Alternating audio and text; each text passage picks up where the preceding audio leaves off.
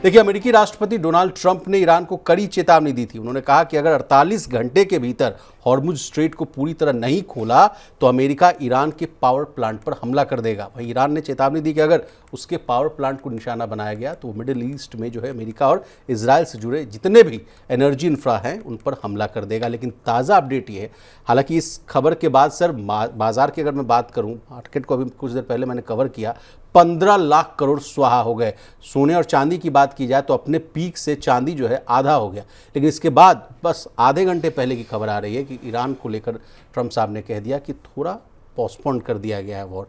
क्या है ताज़ा अपडेट, प्लीज़ बताइए। नहीं, देखिए, युद्ध को लेके जो बड़ी गर्मा गर्मी लगातार जारी थी तीन देशों के बीच में, अमेरिका, ईरान और इजराइल के बीच में, अब उसमें 2 दिन पहले लगभग जो राष्ट्रपति ट्रंप का बयान आया था कि साहब अगर 48 आवर्स के भीतर अगर आपने स्ट्रेट ऑफ हॉर्मुज को नहीं खोला तो हम पूरे जो जितने भी एनर्जी इंफ्रा हैं, जितना भी पूरे ईरान में ब्लैकआउट कर देंगे, सारा पावर प्लांट्स को सबको निशाना बनाएंगे। खर्ग में जो आइलैंड है उस पर भी ट्रूप्स उतारने की बात कही गई थी। तो एक बड़ी धमकी दी गई। उसके बाद ईरान ने, जैसा आपने बताया, कि उन्होंने कहा कि हम पूरे जो गल्फ़ है उसमें नेवल माइंस बिछा देंगे अगर हमारे कोस्टल एरियाज़ पर अटैक किया गया, खर्ग पर अगर अटैक किया गया। और जितने भी अमेरिकन बेसिस हैं, अमेरिकन कंपनियां हैं जो एनर्जी या जो ऑयल प्रोडक्शन में कामकाज कर रही हैं, वो सभी हमारे लेजिटिमेट टारगेट हो जाएंगे। अब उसके बाद जब ये सब पूरी कहानी चल रही थी, उसी का परिणाम था कि आज मार्केट्स में जो है इतना बड़ा क्रैश, इतनी बड़ा हाहाकार हफ्ते के पहले दिन ही दिखाई दिया। लेकिन अब बिल्कुल शाम को अभी बयान आया है कि राष्ट्रपति ट्रंप ने कहा है कि उन्होंने 5 दिन के लिए ईरान के साथ उनकी बातचीत सार्थक रही और 5 दिन के लिए उन्होंने ईरान के पावर प्लांट्स और एनर्जी इंफ्रास्ट्रक्चर पर किसी तरह का हमला नहीं करने का फैसला किया है। तो ये अपने आप में एक बड़ा मैं कहूँगा बहुत बड़ा स्टेप है इस दिशा में कि युद्ध को आगे किस तरह से रोका जा सकता है, क्या कोई समझौते का रास्ता निकल सकता है। हालांकि ईरान ने उसके तुरंत बाद बयान दिया है कि साहब हमारी अमेरिका के साथ कोई बातचीत ही नहीं चल रही।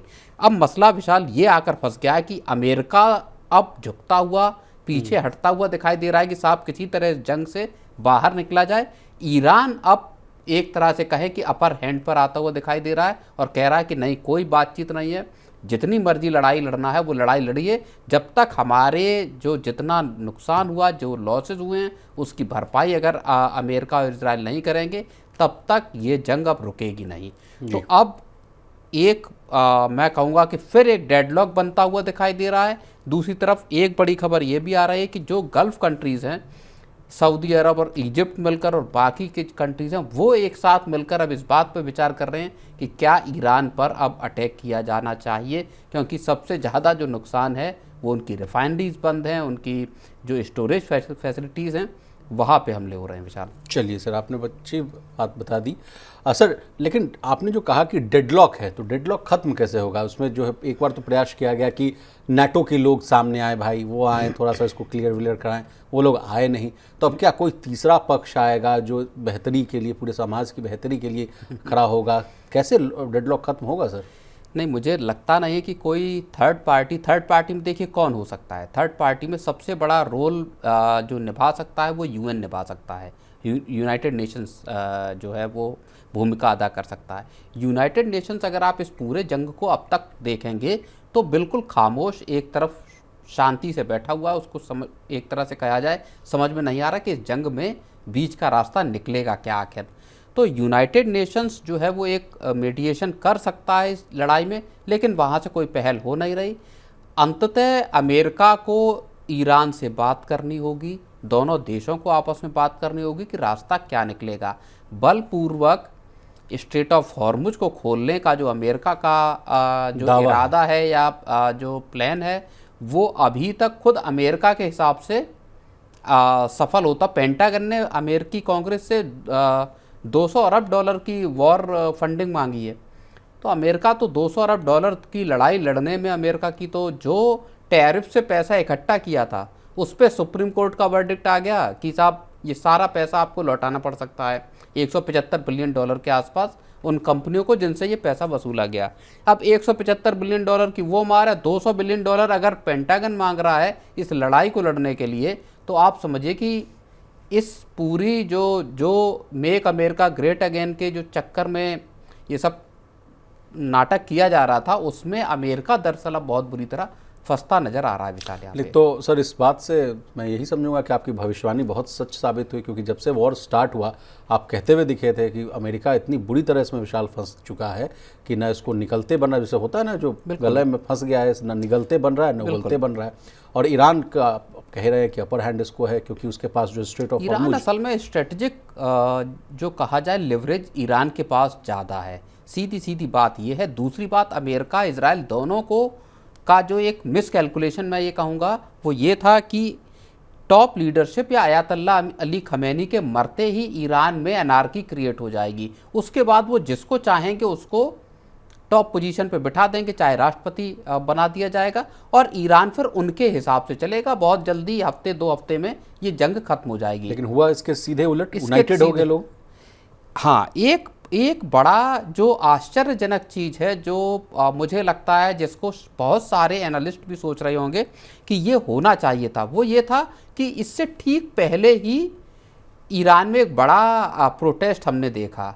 20-21 हज़ार लोगों के मारे जाने की खबरें आई ईरान में, जिसमें लोगों को पकड़ा गया, उनको एग्जीक्यूट किया गया और लोगों की मांग ये थी कि महंगाई ख़त्म कीजिए, रिफॉर्म लेकर आइए, जो उनकी आर्थिक बदहाली है उसको दूर कीजिए।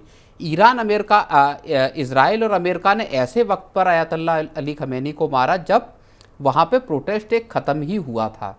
और सबसे बड़ी जो बात है विशाल वो ये है कि इस प्रोटेस्ट के ठीक बाद जो युद्ध हुआ उसके बाद भले आयतुल्लाह अली खमैनी को मार दिया गया, लेकिन ईरान में वैसा कोई प्रोटेस्ट अब दिखाई नहीं दे रहा। एक चीज़। दूसरी चीज़, IRGC या जो एक लीडरलेस कंट्री होती है उसमें ये माना जा रहा था कि अब ये युद्ध लड़ने की कैपेसिटी में नहीं रहेंगे, लेकिन IRGC और जो बाकी ईरान की आर्मी है या जो बासिज फोर्स है या कट्स फोर्स है, ये सब के सब लगातार लड़ाई में मौजूद हैं। कौन कमांड कर रहा है, कौन चला रहा है? अली लारिजानी मारे गए, बड़े बड़े जो टॉप कमांडर्स थे, इंटेल चीफ को मार दिया आपने। इसके बावजूद ईरान लगातार अपनी जो एडवांस्ड मिसाइल्स हैं उनका दरअसल उसने इस्तेमाल अब शुरू किया है। इजराइल कह रहा है कि साहब हमारे ऊपर क्लस्टर जो मिसाइल्स हैं उनका इस्तेमाल किया जा रहा है। वो तब कर रहे हैं जब उन्होंने कहा कि हमने पुरानी जो बनी हुई मिसाइलें थी 80-90 की, उनको इस्तेमाल करके जब खत्म कर दिया, अब हम एडवांस मिसाइल यूज कर रहे हैं। ओके। तो वो तो ये कह रहे हैं कि जब हमारी लीडरशिप मारी गई उसके बाद अब हम ज़्यादा एडवांस्ड वॉरफेयर में आ रहे हैं, सस्ते ड्रोन्स के जरिए आपके बेसिस को निशाना बना रहे हैं। जी चलिए सर, लौटते हैं मेन कहानी पर। मूडीज़ की रिपोर्ट आ गई सर, ग्लोबल जीडीपी को लेकर है, इंडियन जीडीपी को लेकर है। क्या कहती है रिपोर्ट? आपसे न्यूज़ रूम में चर्चा हो रही थी, आप कह रहे हैं कि 4% का डेंट पड़ सकता है, झटका लगने वाला है। 7%, 8% की दर से हम चल रहे हैं, अगर 4% का डेंट लगेगा तो आधी हो जाएगी क्या हमारी इकॉनमी? नहीं, बिल्कुल। इमर्जिंग इकॉनमीज़ और एशियन जो कंट्रीज़ हैं उसमें 3% तक की जो ग्रोथ है उसको गिरावट की बात कर रहे हैं, और बेस लाइन जो जीडीपी है उसमें आउटपुट में भारत की उसमें 4% की गिरावट की बात मूडीज़ की ये रिपोर्ट करती है। बहुत सनसनीखेज रिपोर्ट है और ये बताती है कि इस जंग का सबसे बड़ा खामियाजा भारत जैसे मुल्कों को, ख़ास तौर पे भारत और चीन जैसे मुल्कों को एशिया में उठाना पड़ सकता है, जिनका ज़्यादातर जो एनर्जी रिक्वायरमेंट है वो इंपोर्ट से पूरी होती है विशाल जी। और आज ही देखो इसी जो मूडीज़ की रिपोर्ट कह रही है उसी तकरीबन बात को आज प्रधानमंत्री ने जब संसद में अपना संबोधन किया तो उन्होंने हालात किस तरह के ग्रेव या किस तरह के गंभीर हैं इसकी बानगी आप ऐसे समझिए कि मोदी जी ने खुद कहा कि कोविड जैसी सिचुएशन है उसके लिए हमको तैयार रहना होगा। इसका अर्थ आप समझिए कि स्थितियां बहुत ज़्यादा गंभीर इस वक्त हैं इकोनॉमी के लिहाज से, भारत की एनर्जी ज़रूरतों के हिसाब से। चलिए सर, तो तेल महंगा होगा तो अर्थव्यवस्था पर कैसे असर पड़ेगा? कुछ एडिशनल जानकारी हम आपको दे देते हैं। महंगाई बढ़ती है, देश का जो आयात का जो बिल है वो बढ़ जाता है, ट्रेड डेफिसिट जो होता है वो बढ़ जाता है और लोगों की जो खर्च करने की जो क्षमता है वो कम हो जाती है। अब पूरे एशिया की ग्रोथ कैसे धीमी पड़ जाएगी, प्रवीण सर से समझने की कोशिश करेंगे। कहा जा रहा है सर एशिया पैसिफिक क्षेत्र की जो आर्थिक वृद्धि है 2025 में वो 4.3 रहने का अनुमान है, 26 में घटकर सिर्फ और सिर्फ 4% रह जाएगी। तो वहाँ भी डेंट पड़ेगा। ऐसा नहीं है कि सिर्फ हमें ही नहीं, नुकसान भारत होगा। है, चीन है, साउथ कोरिया है। भारत के लिहाज से बड़ी बात यह है जो इस रिपोर्ट में कहा गया है कि जैसे जापान है, साउथ कोरिया है, इनके पास ज़्यादा बड़े बफर स्टॉक हैं क्रूड के, या स्ट्रेटेजिक ऑयल रिजर्व या स्ट्रेटेजिक जिसको रिजर्व कह लीजिए। भारत के पास स्ट्रेटेजिक रिजर्व बहुत थोड़ा है, एक बड़ी समस्या है। 60% एलपीजी आप इंपोर्ट कर रहे हैं, जो मोदी जी ने भी खुद बोला। इसके अलावा भारत तमाम तरह की सब्सिडीज़ और प्राइस कैपिंग अपने क्रूड पर, अपने ऑयल की जो बिक्री है, पेट्रोल, डीजल, गैस, एलपीजी, इन पे देता है। आप उज्ज्वला को देख लीजिए, मेरा अंदाज़ा तकरीबन 50,000 करोड़ रुपए का जो ओएमसी इसकी अंडर रिकवरी है गैस पर, पर्टिकुलरली बिकॉज ऑफ उज्ज्वला जो आप स्कीम चलाते हैं। तो ये सरकार के खजाने पे बर्डन है। ये बर्डन दरअसल जो है वो सीधा सीधा अब सरकार के लिए भारी पड़ सकता है, एक बड़ी बात। दूसरी बड़ी बात इसमें कंजम्पशन को लेकर, डिमांड को लेकर कही गई है। भारत में जो है वो डिमांड का स्लो डाउन की बात कही गई है। लोग अपनी नेसेसिटी जो है, उनकी बिल्कुल बेसिक ज़रूरतें हैं, उसको पूरा करने के लिए ही परचेज कर रहे हैं, ख़रीदारी करते हैं। और इसी वजह से अभी तक जो कंजम्पशन है वो आपका कोविड के जो प्री कोविड का जो दौर था उसको पार नहीं कर पाया है। तो ये एक बड़ी मुश्किल है। इसी वजह से इन्फ्लेशन का भी जो एक तरह से कहें कि इन्फ्लेशन जो है वो कंट्रोल में आपको 3% के आसपास दिखाई दे रही है, जो 2 से 6% का आरबीआई का लेवल है, उससे कम है विशाल। लेकिन सर, जैसा कि आप कह रहे हैं कि कोविड के पहले वाले लेवल्स तक भी हम लोग नहीं पहुंच पा रहे हैं। बीच में सरकार ने बूस्टअप करने के लिए जो है जीएसटी बचत महोत्सव मनवाया, उससे कहा गया, हम लोगों ने भी तमाम स्टोरियाँ की कि उससे कंजम्पशन में अच्छा खासा जो है बूस्टअप हुआ। अब वो सब चीज़ नलीफाई हो जाएगा, सब चीज़ खत्म हो जाएगा सर? देखिए, ये वॉर अगर लंबी चलती है तो आप समझिए कि इसके इम्प्लीकेशन, जैसा मूडीज़ की रिपोर्ट और खुद प्रधानमंत्री कह रहे हैं, उनके अगर आप बयानों को देखेंगे, इस एनालिसिस को देखेंगे, तो वो ये बताता है कि इम्प्लीकेशंस बड़े गहरे भारत की इकोनॉमी पर और लंबे चलने वाले हो सकते हैं। खुद प्रधानमंत्री मोदी ने कहा, उन्होंने एक और बहुत महत्वपूर्ण बात कही है कि देश पर केवल और केवल आर्थिक नकारात्मक असर नहीं पड़ने वाला है, भारत की सिक्योरिटी जो सिनेरियो है या भारत का जो नेशनल सिक्योरिटी है, उसके लिए भी गंभीर जो है वो खतरे पैदा कर दिए इस लड़ाई ने। तो ये बहुत कुछ गंभीर चीज़ें हैं जो इस लड़ाई के जरिए भारत को अगर आप देखते हैं उसमें संदर्भ में लेकर, तो कुछ बहुत मुश्किल वक्त जो है वो भारत के लिए भी यहाँ पे दिखाई देता है विशाल। चलिए सर, आगे बढ़ते हैं। बुलियन मार्केट्स में पिछले कुछ हफ्तों से जो है जारी गिरावट ने निवेशकों के जो है होश उड़ा दिए। जनवरी 2026 में जहां सोना 1,80,000 रुपये प्रति 10 ग्राम के पार पहुंचकर नया रिकॉर्ड बना रहा था, वहीं चांदी 4,20,000 रुपये प्रति किलोग्राम के ऑल टाइम हाई पर थी। वहीं मार्च के अंत तक हालात जो है पूरी तरह पलट चुके हैं। 27 जनवरी को ऑल टाइम हाई पर पहुंचने के बाद महज 53 दिनों के भीतर ही चांदी की कीमतें आधी रह गई, जबकि सोना जो है 25% से ज़्यादा गिर चुका है। असर कई बार हम लोग जब बिज़नेस को पढ़ते थे, समझते थे, उस दौरान भी हम लोगों ने समझा था कि बाज़ार जब गिरता है या मार्केट्स में जो है टर्मोइल आते हैं तो कमोडिटीज़ आपको बचाती हैं। इस बार हो ऐसा रहा है कि बाज़ार भी जो है 3-3% का डेंट है, कोहराम मचा हुआ है, हाहाकार मचा हुआ है, और कमोडिटीज़ में भी वहाँ भी जो है 3-4% का डेंट पड़ रहा है। दोनों साथ क्यों गिर रहे हैं और आज के ताज़ा हालात क्या है, समझने की कोशिश करेंगे। नहीं, देखिए, आज को अगर आप देखेंगे तो दुनिया भर के बुलियन जो मार्केट्स हैं उसमें 2 लाख करोड़ डॉलर का एक बड़ा क्रैश दिखाई दिया है विशाल।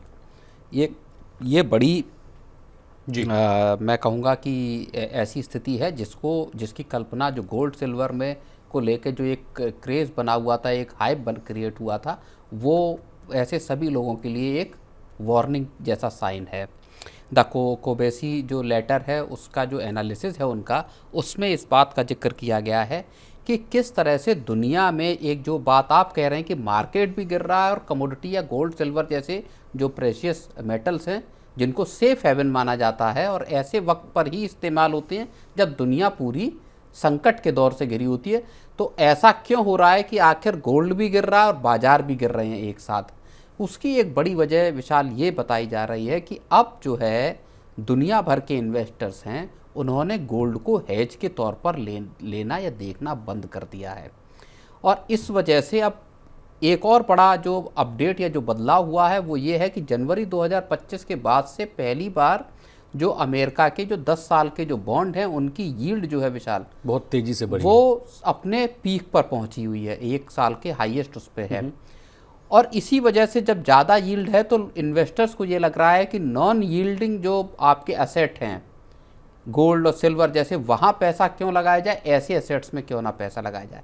तो कुछ बड़े जो बदलाव आपके जो पूरे के पूरे मार्केट्स में इस वक्त हम देख रहे हैं, जहाँ गोल्ड सिल्वर में जो हाइप थी, जो लोगों का एक इन्वेस्टमेंट का क्रेज बना हुआ था, वो सारा का सारा अब धराशायी होता हुआ यहाँ दिखाई दे रहा है। जी। एक और फैक्टर ये आ रहा है सर कि बड़े निवेशक जो हैं वो भी जो है भारी भरकम बिकवाली कर रहे हैं। देखिए, जो कहा जा रहा है कि जब बाजार में नुकसान होता है तो बड़े फंड्स और इंस्टीट्यूशनल इन्वेस्टर्स जो है नुकसान की भरपाई करने के लिए या मार्जिन कॉल चुकाने के लिए जो है जल्दी बिकने वाली जो चीज़ें हैं उनको जो है बेच देते हैं। अब सोना कहा जाता है कि बड़ा लिक्विड है, तो इसलिए उसमें जो है बिकवाली बढ़ जाती है। तो ये भी एक बड़ा फैक्टर माना जा रहा है कि जो है इस वजह से जो आ रही है थी। सर, एक और फैक्टर है कि तेल की कीमतों वाला भी फैक्टर है, जैसे 114 और कई रिपोर्ट्स तो कह रही थी, रॉयटर्स की भी खबर हमने जो है डिकोड की थी, वो तो कह रहे थे कि अगर लंबा खिंचता है तो अभी तो 130 का टारगेट दिया गया था, लेकिन बहुत जल्द कहा गया कि 200 के पार भी जाता हुआ दिखेगा। हालांकि आज का ताज़ा अपडेट है, न्यूज़ रूम में हम भी आपसे चर्चा कर रहे थे, आप बता रहे थे कि बिलो 100 पहुँच चुका है Vishal after the statement of the Trump. बिल्कुल,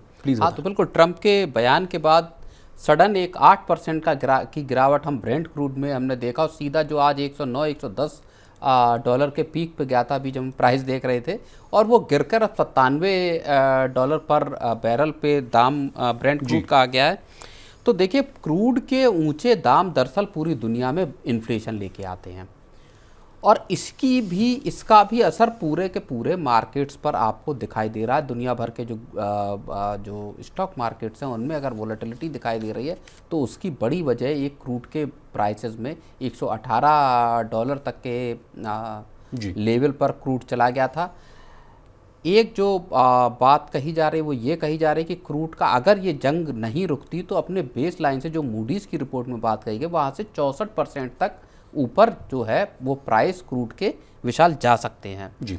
तो ऐसे में जो गोल्ड का जो एक हेज के तौर पर इस्तेमाल करने का जो तरीका था वो यहाँ से अब पूरा का पूरा पॉइंट वो विशाल गड़बड़ा गया है। जी सर, एक लास्ट कमेंट आपसे लेना चाहेंगे, जो एफआईआईज़ की जो बिकवाली है वो भी बढ़ती हुई दिख रही है। मार्च महीने में ही आज का जो ताज़ा अपडेट है 90,000 करोड़, अगर उसको आज वाले डेटा से अगर जोड़ दिया जाए, आज नहीं पता, लेकिन लाख करोड़ के आसपास की जो है बिकवाली होती हुई दिख रही है एफआईआईज़ के द्वारा भी। ये भी बहुत चिंताजनक है। और क्या ये फर्दर इसमें भी जो है बिकवाली का जो आंकड़ा है वो बढ़ता हुआ दिखेगा?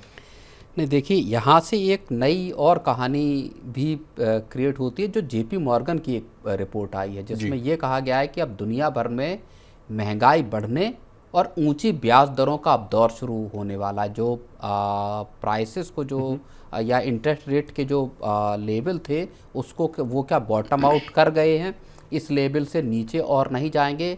अप्रैल में भारत में भी मॉनेटरी पॉलिसी की बैठक है। अब ये कहा जा रहा है कि इस जंग से जो क्रूड के दाम महंगे हुए या दुनिया भर में इन्फ्लेशन जो आएगी वो फिर ईसीबी जो यूरोपियन जो सेंट्रल बैंक है उसको फोर्स कर सकती है कि वो प्राइस जो रेट्स हैं उसको बढ़ाए, और उसके जरिए फिर पूरी दुनिया में जो सेंट्रल बैंक है वो इंटरेस्ट रेट बढ़ाने का विशाल फैसला ले सकते हैं। आपने ठीक कहा कि इसकी शुरुआत जो है यूरोप की सेंट्रल बैंक से हो सकती है। अब जो है 2026 में ब्याज दरें जो है बढ़ाया जा सकता है। पहले जहां कोई बदलाव की नहीं उम्मीद थी, अब अप्रैल जून में जो है 25 बेसिस पॉइंट की बढ़ोतरी का अनुमान लगाया जा रहा है। तो वो जो दौर था प्रवीण सर, जो हम लोग कहते थे कि जो है लोन्स सस्ते हो जाएंगे, फटाफट खरीद लीजिए, वो सब दौर खत्म हो रहा है। अब एफडी की कीमतों में, हालांकि अच्छी पॉइंट ये है कि आपकी एफडी पर जो है ब्याज दरें ऊंची मिल सकती है, नहीं सर? या सीनियर सिटीजन्स को फायदा हो सकता है अगर ब्याज दरें बढ़ेंगी? नहीं, बिल्कुल। देखिए, लेकिन समस्या ये है कि जब महंगाई ऊंची होगी, जब ब्याज दरें ऊंचे होंगी, तो आपके जो ग्रोथ है वहाँ फिर मामले फंसने लगते हैं। फिर आपको ग्रोथ को बचाना आपके लिए मुश्किल हो जाता है। तो एक साथ कई सारी आफतें जो है 25 में रही, 2025 में, और 2026 की शुरुआत भी विशाल वो उससे भी खराब नोट के साथ हुई।